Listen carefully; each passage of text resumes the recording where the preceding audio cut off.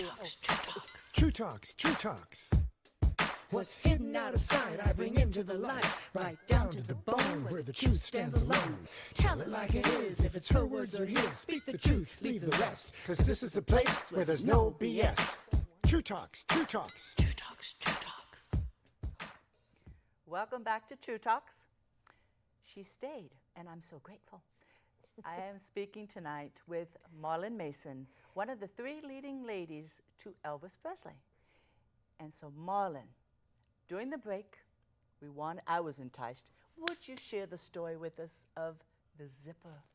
What happened with the zipper? Yes, the zipper story. When you say one of the three leading ladies of Elvis Presley, I was one of the only three women that recorded with him. He had a lot of leading ladies. Okay, as I researched, it was Anne Margaret, myself, and Nancy Sinatra. Ooh. So I'm in very good company. It was a lousy. It wasn't a great song. But, well, the zipper story. Okay, thank you for correcting me. The zipper story.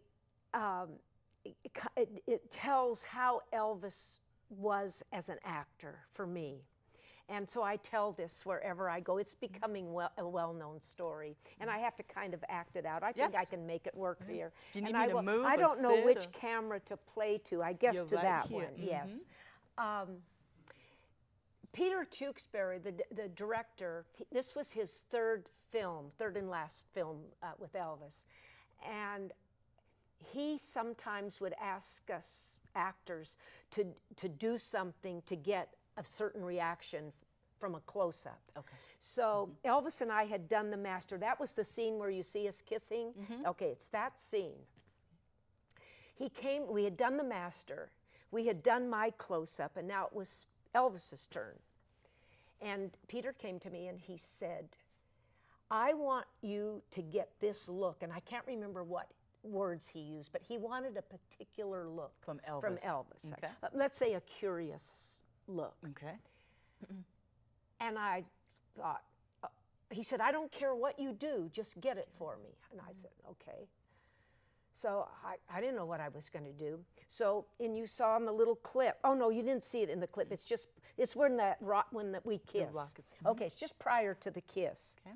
I'm sitting in a chair and he's behind me and he's rubbing my shoulders. He's trying to soften me up because I'm being a bee girl. We know what that is.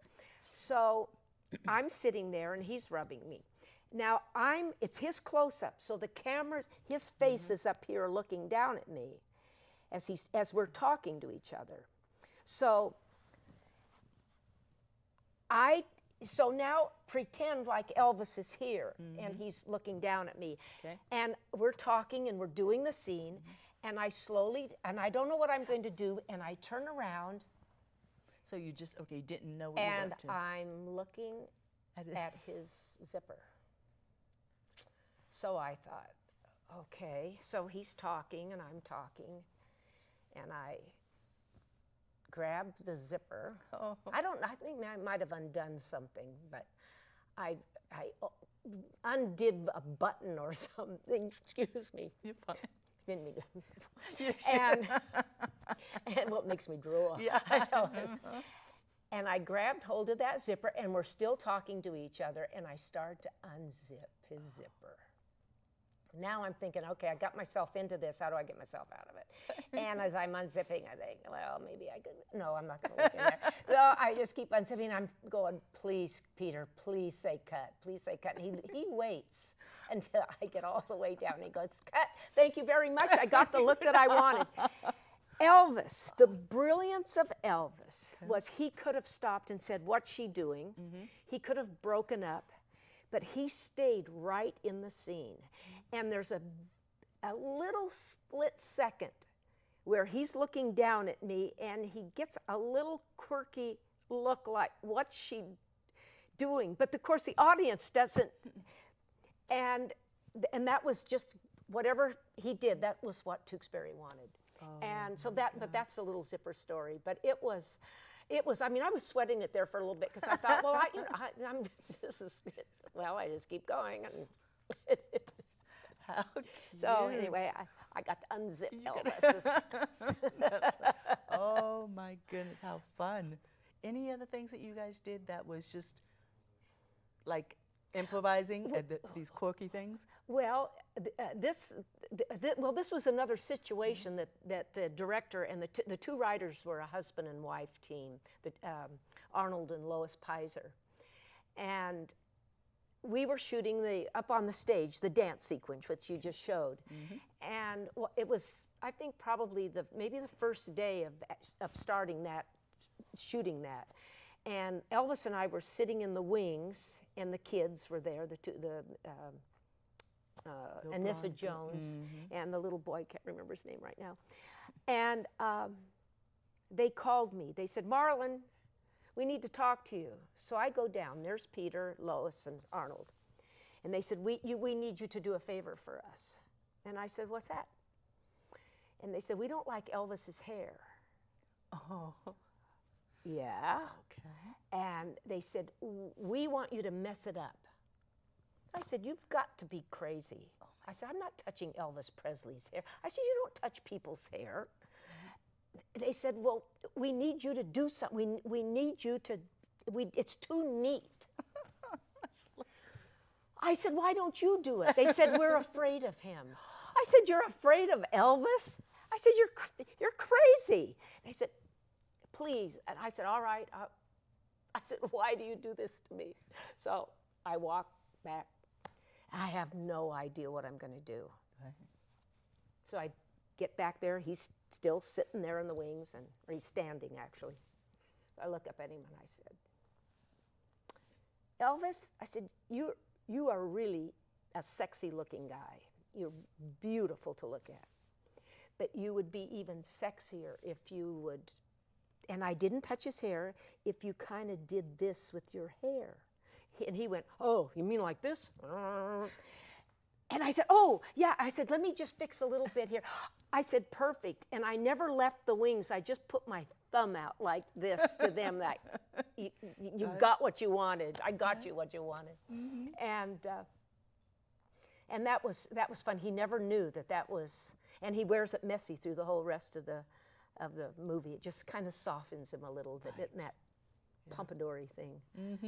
Because he has that little piece that comes down. Yeah, and it was just kind of floppy. And then, and he has that in the special. He had that when he was performing, and it made him look very sexy. Yeah. Yeah, not quite so. Yeah. Yeah. Wow. So. Now, since you've, how should I say? You did the movie with Elvis. Yes. You had that time with him. You said you didn't stay in touch really never afterwards. Never, okay. Never, no. No, I never stayed in touch with anybody I worked with. The crew, when you? Okay. No, well, the hairdresser on that, Kathy Blondell, she was Joan Blondell's niece, and in fact, I just talked to her today about my hair, because I always have problems with my hair. Right. And she and I stayed friends. Okay. And that's you just go on to the next family. It's very hard to make close friends, but she's like in my pocket all the time. Oops, is that? Oh, that's okay. Okay, your microphone's not down there. Okay. Are you there, Kathy? Now, show the audience what you brought up here on the couch. Oh, and this one. This if I is had your known, it's got right a here. little soiled spot on it. This one? Oh, wait. Oh, this one. Can you see that? Yeah. Can you see that that's Elvis? Yeah. Well, I make them. I used to sell them. Now I don't make them as often as I used to. But I made this one upside down. The zipper's here. So this is Elvis upside down. Illustration to them.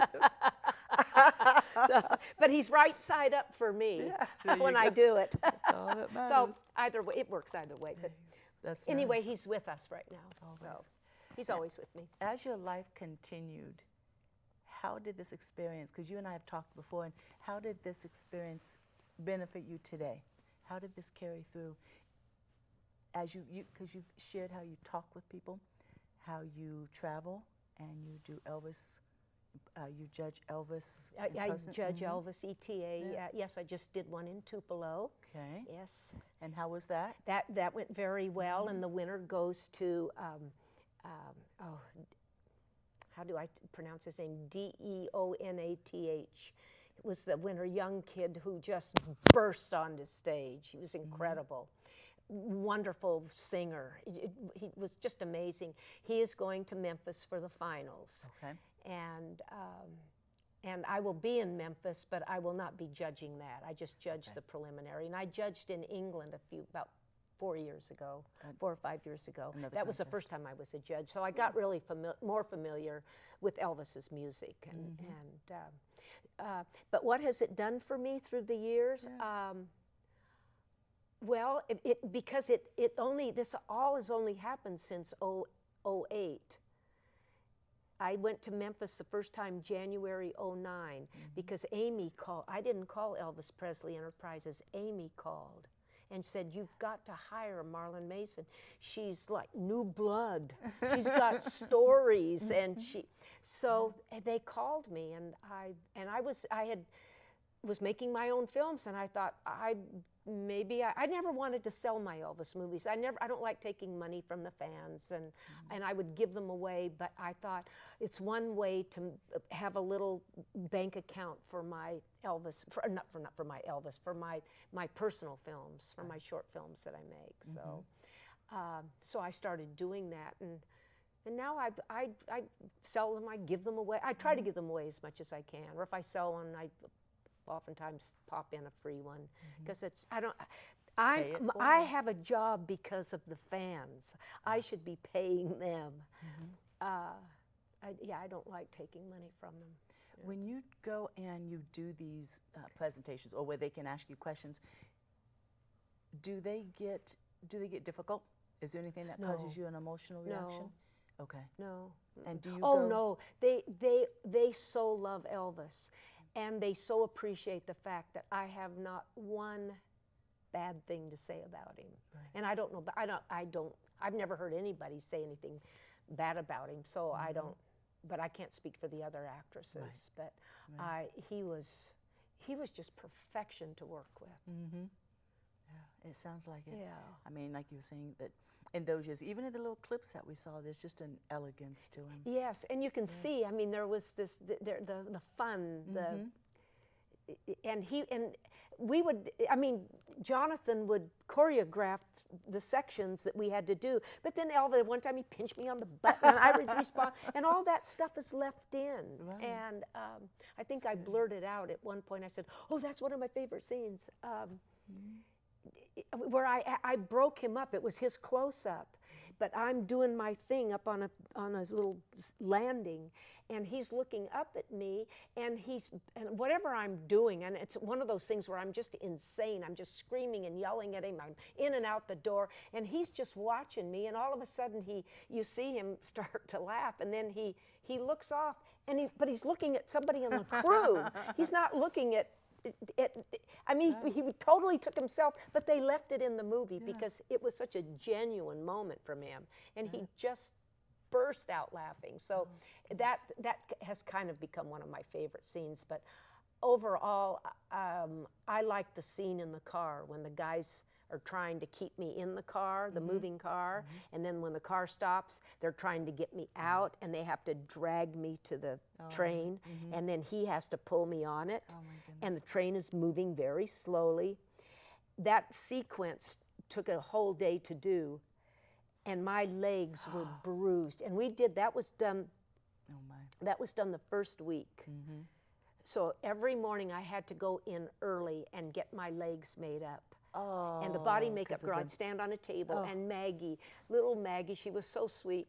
She would just start in on my legs, and she'd come up. My goodness. Did that every morning. Oh, my legs were bruised bad, because I told him, I said, I will get out of this car, and then I said, and then I'm not going to get out of this car. You guys, this is going to be a battle. I said, just stay away from the face, and don't break the pearls, because there's a part in it where you see those pearls just spin around like a rope around my neck. I said, don't break the pearls. And then dragging me to the train. They had it. And Sonny West was played one of the sheriff's men in it. And I think Sonny just died recently.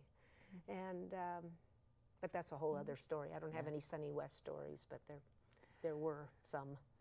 Do you remember where you were when you heard that Elvis died?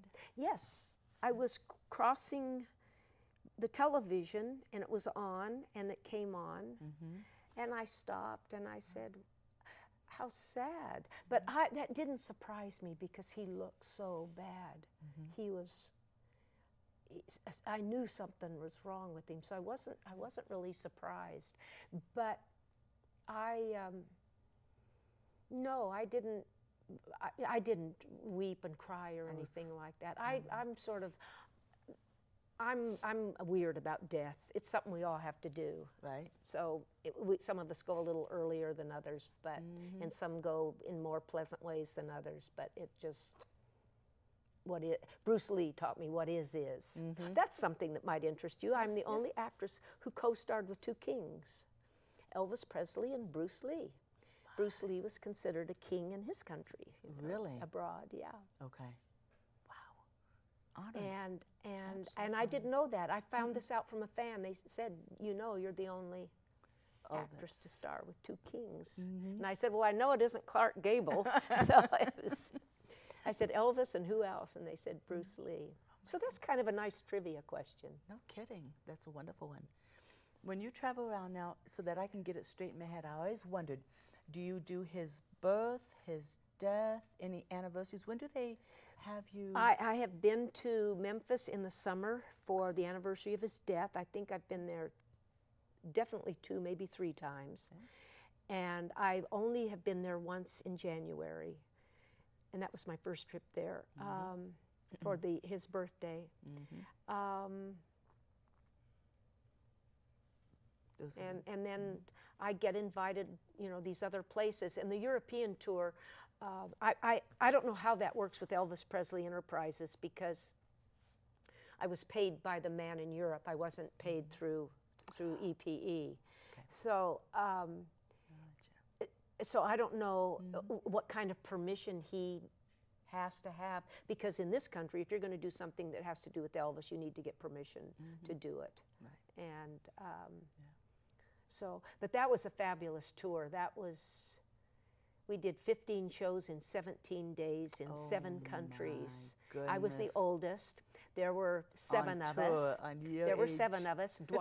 Dwight Eisenhower, not the president, but Dwight Eisenhower, who lives in Florida, he was our Elvis.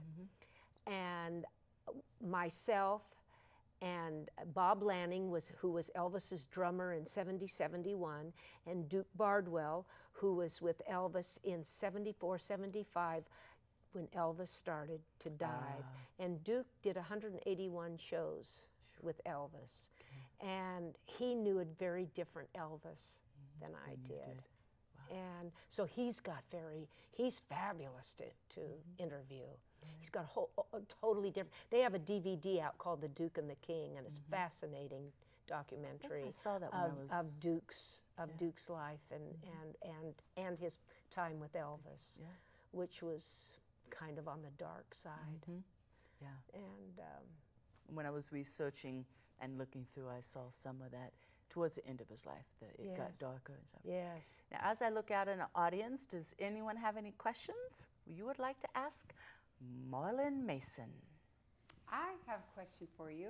Yes. What's your name? My name is Susan. Nice to meet Hi, you. Susan. Hi. I was wondering, why do you think he needed to have, it seemed like he always had people around him.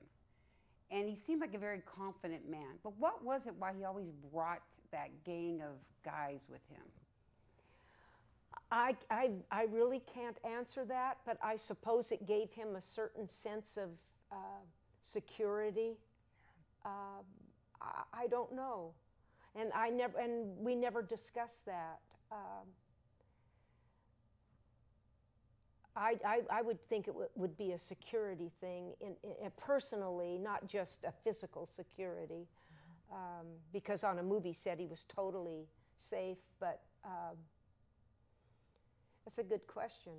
I have to ask the fans, because sometimes they know a lot more than I do. Elvis and I had a lot of lunches together. People always wanted to know what did he eat. He was very slim, and he was really taking good care of himself. And so it was, and I was fighting weight all the time. So it was always cottage cheese, yogurt, green, lettuce and a tomato, and so we would just go off and have lunch sometimes and get into conversations. But the boys were never around then. I was going to ask if they came with. Or... Yeah, no, they didn't. Okay. No, they gave him his space, but they were always around. Sonny, Joe Esposito, who he met in the service. Joe became his manager, really. I mean, not like the Colonel, but he was with Elvis all the time. He was there when Elvis died, and I always think that would have been the hard part for Priscilla, having to be there. Yeah, Or to go guys through around that. all the time, if they Oh, were yeah. there. I mean, I only assume they. But I never saw him. I never saw him come to work without them. Like the day he drove up, there they were in the back seat, but he was driving. And So any other questions? Did that help you to understand? Yeah. I wish I was more helpful to you, Okay. but I will find out. And was there any blooper reels from that show? Was there any bloopers?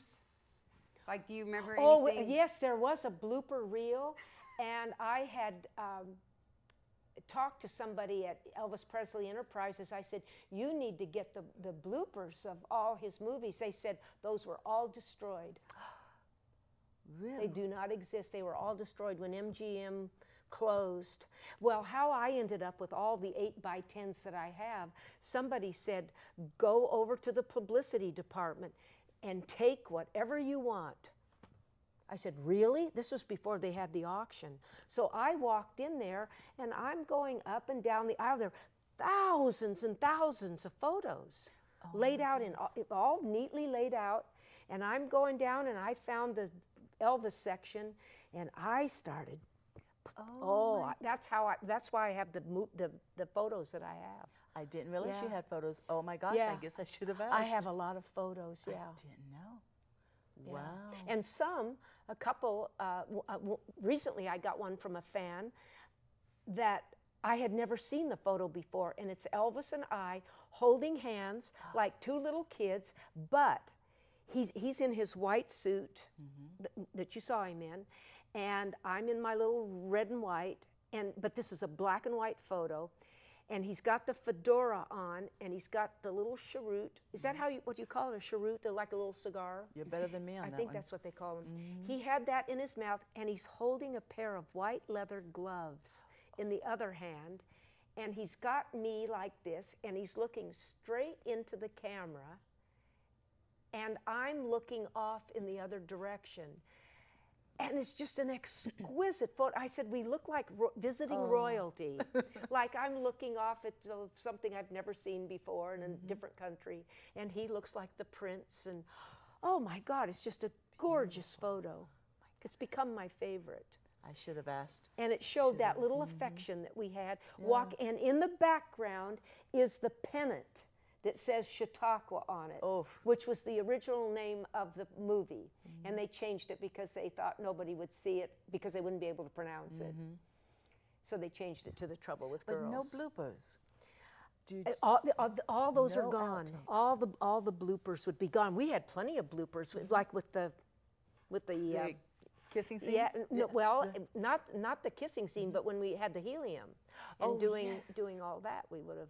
Do you think they just destroyed them or got? I think they just rid of them?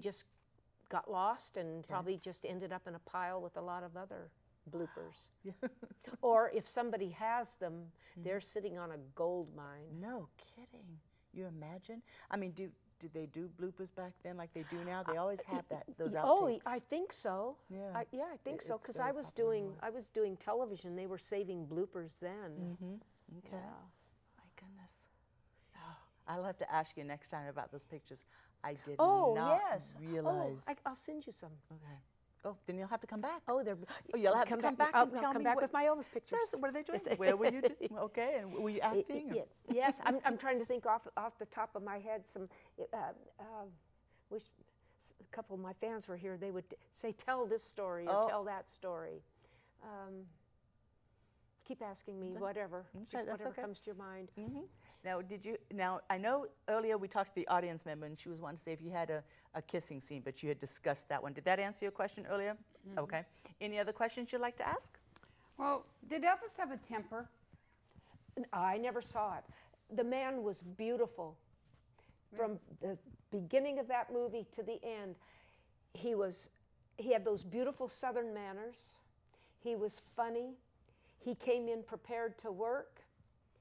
He asked whatever, he would do what was ever asked of him. I just was waiting for something, waiting to see a little fire in him. Never, not with the guys.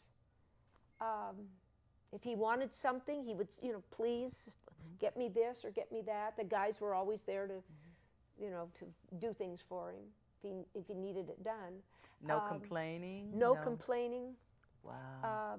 No, he was very generous. I remember one time he said, "Cap, get in here." And I walked in and there was piles of scarves and hats. He said, "Pick out a scarf, pick out a hat." And I said, "Will you pick out a hat for me? I don't know. What do you think I should wear?" He said, "Well, try this one on. Take that. And here, take this scarf." I did not save anything that he gave me. He was very generous to people. And I remember he gave me a clock, and he said, "Now, when you go home, you plug it in, and when you go to bed, be sure not to close your eyes. You look straight up." And it flashed the numbers on the ceiling. Oh my goodness! And I would give anything. I wish I just got rid of all that stuff. You know how you get tired of something and say, "Oh, I have to get rid of this." Who knew? I mean, that hat would be worth a fortune now, but I wouldn't give it up. So one last question. Did you ever see the fans? Were you ever in a place where you could see the reaction of fans? Where I could see what? The reaction of fans, when they saw Elvis, how did his fans react? Were you able to see that? Oh, well, there were always, mainly young girls would come and visit him. And they would just be dreamy because he was so sweet to them. He was really sweet to the fans. And if the ones that could get onto the lot, allowed on, or it was usually family people, new friends, and they would And bring you're going them to keep on. talking, and we're going to run because we have to cut, but I want to Okay. keep hearing you talk. Oh, all right. So the fans were always adoring? Yes. Ever let anybody on stage with him? Any fan? Oh, you mean, and when he was doing his performance, that I don't Okay. know. Oh, maybe so. I don't know. I never saw him in performance, so I don't know. All right. Because I know that we're coming to the end. Oh my God, this has been so much fun. But like I said before, I could be forever with you. Thank you for being thank at you. True Talks. My name is Jasmine. Thank you. Thank you. It's great. True Talks, True Talks. Bravo.